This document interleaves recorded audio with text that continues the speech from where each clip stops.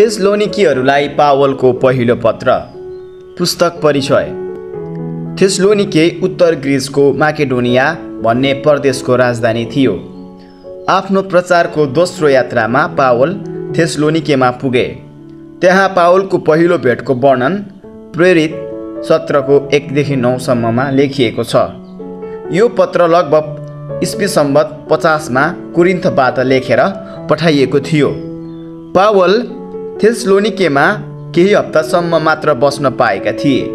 त्यसपछि भिडको विरोधले गर्दा तिनी तुरुन्तै गइहाल्नु परेको थियो। त्यसपछि त्यहाँका सबै नयाँ ख्रिस्टानहरूमाथि कष्ट र खेदो पर्यो। पावलले तिनीहरूलाई साहस र अझै केही शिक्षा दिन यो पत्र लेखे। त्यति मात्र होइन, थेसलोनिकेमा पावलका शत्रुहरू यहुदी र अन्य जाति दुवै प्रशस्त थिए। ख्रिस्टको सुसमाचारको विरोध गर्नका निम्ति उनीहरूले पावललाई बदनाम र निन्दा गर्न लागेका थिए। यस्ता झुटा कुराबाट पावलको अनादर भयो भने नयाँ थेसलोनिकी ख्रिस्टानहरूको विश्वास दुर्बल हुन जाला भन्ने पावललाई डर थियो।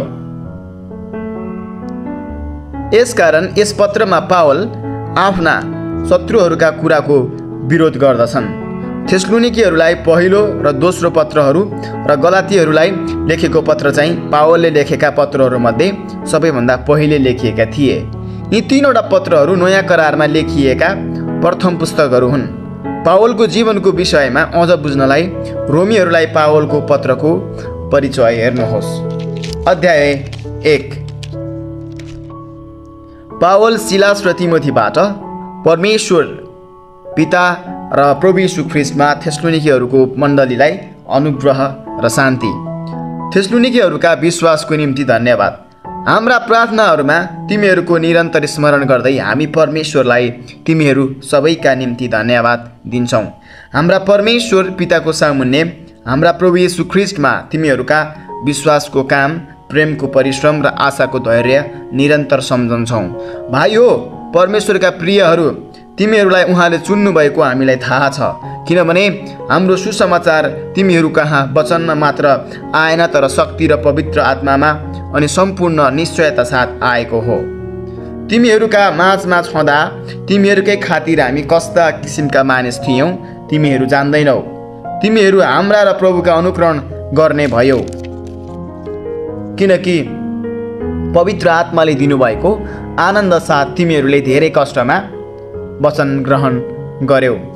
यहाँसम्म कि माकेडोनिया र अखैयामा सबै विश्वासीहरूका माझमा तिमीहरू नमुना बन्यौ, किनकि तिमीहरूद्वारा परमेश्वरको वचन केवल माकेडोनिया र अखैयामा मात्र प्रचार गरिएको होइन, तर परमेश्वर माथिका तिमीहरूको विश्वास प्रत्येक स्थानमा फैलिएको छ र हामीलाई अरू केही भन्नु आवश्यक छैन।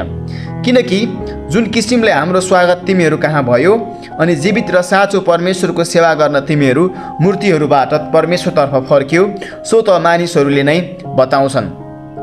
अनि स्वर्गबाट आउनुहुने उहाँका पुत्र जसलाई उहाँले मृतकबाट उठाउनु भयो, उहाँकै प्रतीक्षा तिमीहरू गर्दछौ, अर्थात् येशूको, जसले आउन लागेको क्रोधबाट हामीलाई छुटकारा दिनुहुन्छ। अध्याय 2। थेसलोनिकेमा पावलको सेवा। भाइ हो, तिमीहरू कहाँ हाम्रो आगमन व्यर्थ नभएको तिमीहरू आफैलाई थाहा छ।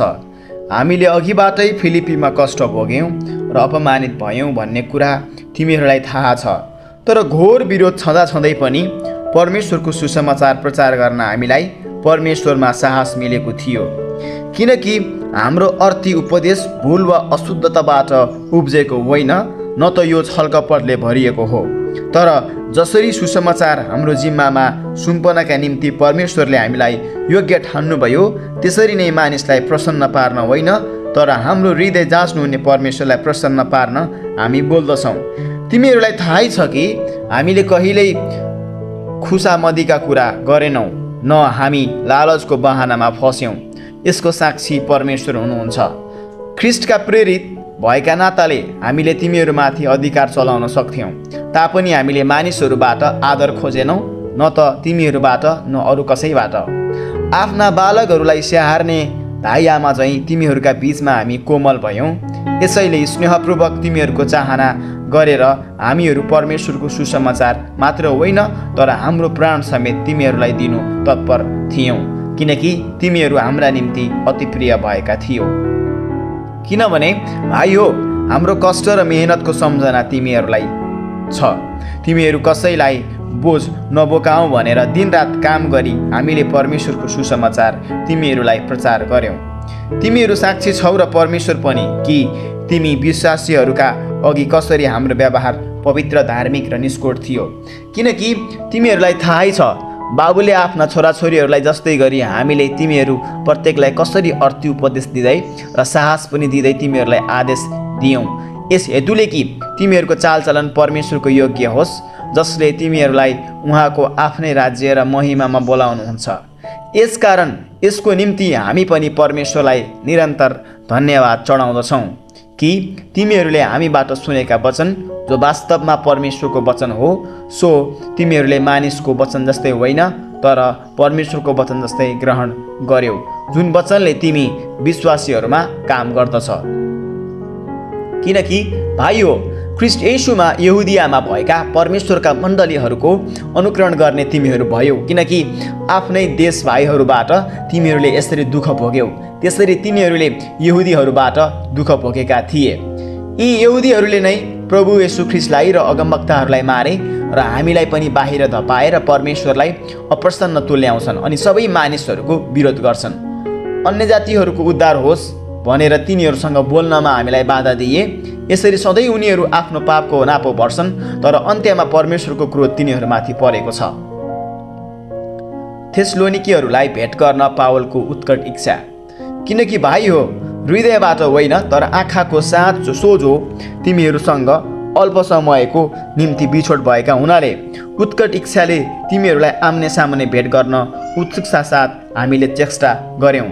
किनकि हामी तिमीहरू कहाँ आउन खोजेको थियौँ। म पावल चाहिँ बारम्बार आउन चाहेँ, तर शैतानले हामीलाई रोक्यो। हाम्रा प्रभु येशू ख्रीष्ट जब आउनुहुन्छ त्यस बेला उहाँको सामुन्ने हाम्रो आशा वा आनन्द वा गर्वको मुकुट तिमीहरू नै होइनौ र निश्चय हाम्रो गौरव र आनन्द तिमीहरू नै हौ। अध्याय 3। यसकारण जब हामीले सहन सकेनौँ तब एथेन्समा एक्लै छोडिन हामी राजी भयौँ र तिमीहरूलाई विश्वासमा स्थिर गराउन र अर्थी उपदेश दिन परमेश्वरमा ख्रीष्टका सुसमाचारको सेवक हाम्रा भाइ तिमोथीलाई हामीले पठायौँ, ताकि यी कष्टहरूले गर्दा कोही नडगमगाओस्।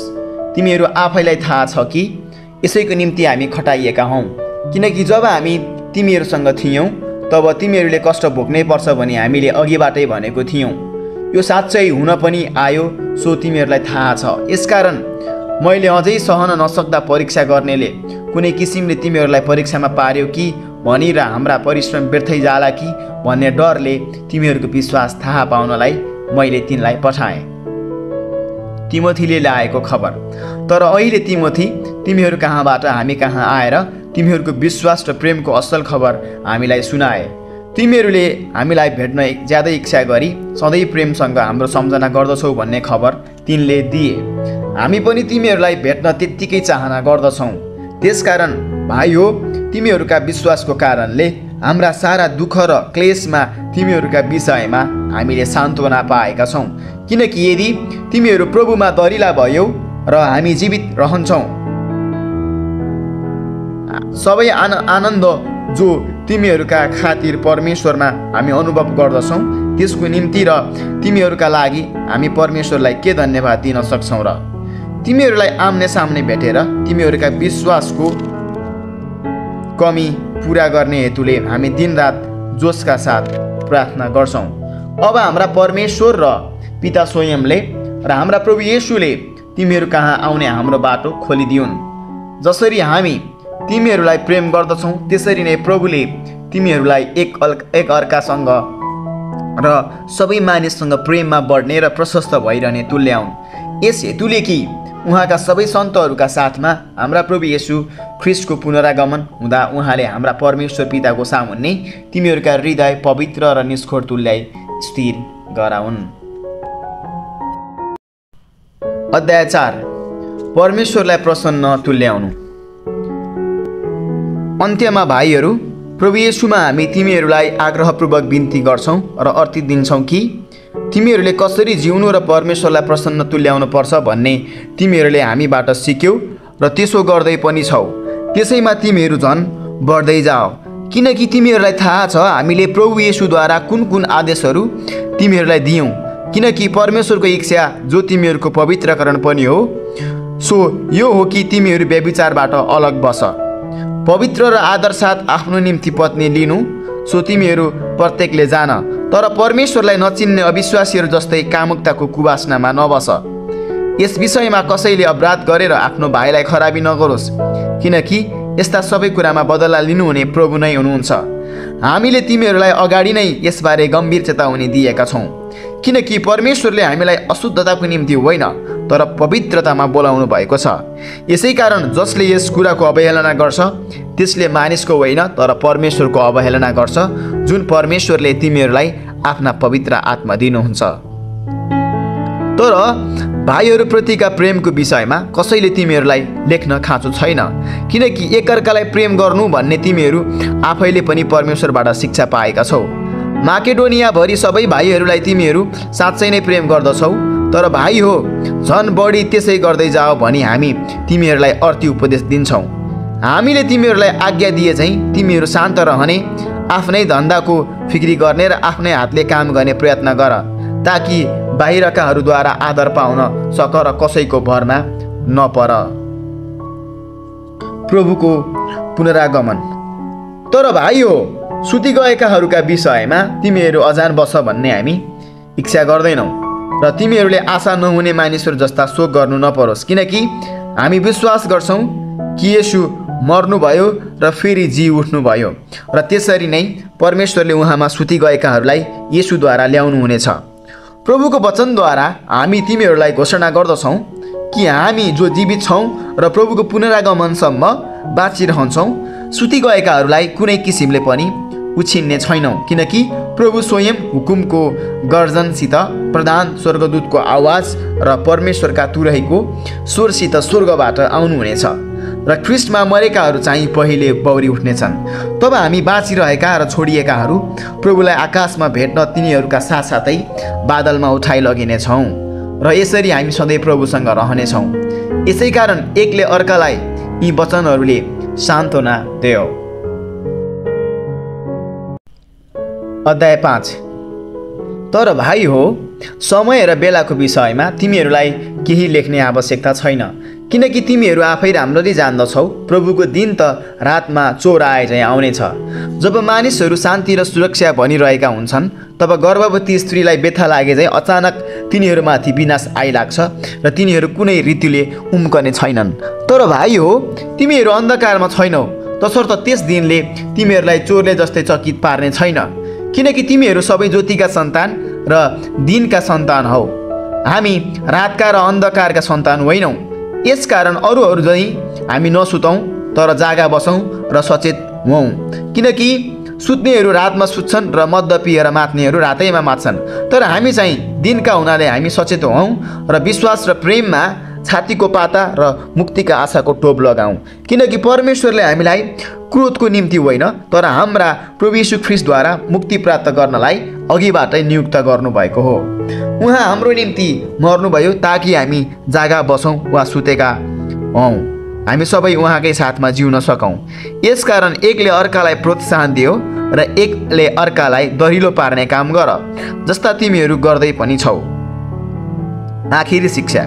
तर भाइ हो हामी तिमीहरूलाई आग्रहपूर्वक बिन्ती गर्दछौँ कि तिमीहरूका माझमा परिश्रम गर्नेहरू जो प्रभुमा अगुवाहरू हुन् र तिमीहरूलाई चेतावनी दिन्छन् तिनको आदर गर र तिनीहरूका कामको खातिर तिनीहरूलाई प्रेमसाथ अति उच्च आदर गर।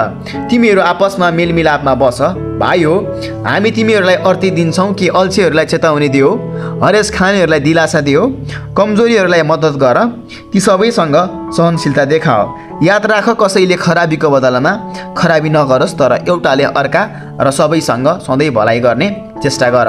सधैँ आनन्दित रह, निरन्तर प्रार्थना गरिरह, सबै परिस्थितिहरूमा धन्यवाद दियो, किनकि ख्रिस्ट येशूमा तिमीहरूका लागि परमेश्वरको इच्छा यही हो। पवित्र आत्मालाई ननिभाओ, अगमबाणीलाई तुच्छ नठान, सबै कुराको जाँच गर, जुन कुरा असल छ त्यसैमा दृढ रह, सबै किसिमका खराबीबाट अलग्ग बस। शान्तिका परमेश्वर आफैले सम्पूर्ण रूपले तिमीहरूलाई चोखा तुल्याउन् र तिमीहरूका समस्त आत्मा, प्राण र शरीर हाम्रा प्रभु येशू ख्रीष्टको आगमनमा निष्कलङ्क रहन्। तिमीहरूलाई बोलाउनु हुने विश्वासयोग्य हुनुहुन्छ, उहाँले यो गर्नु नै हुनेछ। भाइ हो, हाम्रा निम्ति प्रार्थना गर। सबै भाइहरूलाई पवित्र चुम्बनले अभिवादन गर। म तिमीहरूलाई प्रभुमा अनुरोध गर्दछु कि यो पत्र पढेर सबै भाइहरूलाई सुनाइदियो। हाम्रा प्रभु येशू ख्रीष्टको अनुग्रह तिमीहरूमा रहोस्। आमेन। थेसलोनिकेहरूलाई पावलले लेखेको पहिलो पत्र, बाइबल, अडियो बाइबल तपाईँले सुन्नुभएको निम्तिमा तपाईँलाई बधाई छ। अनि यसै गरी सधैँभरि परमेश्वरमा आफू जोडिराख्नुहोला, वचन अध्ययनमा ध्यान दिनु नै हुनेछ भन्ने हामी आशा गर्दछौँ। अनि तपाईँको निम्ति हाम्रो प्रार्थना पनि रहनेछ। साथसाथै अन्य हाम्रो सबै पुस्तकहरूको, बाइबलका 66वटै पुस्तकहरूको अडियो रूपमा तपाईँले सुन्न चाहनुहुन्छ भने हाम्रो च्यानलको प्लेलिस्ट सेक्सनमा गएर तपाईँले त्यहाँबाट हेर्नुभयो भने सबै पुस्तकको त्यहाँनिर प्लेलिस्टबाट छ, तपाईँले त्यहाँ गएर हेर्न सक्नुहुनेछ। धन्यवाद।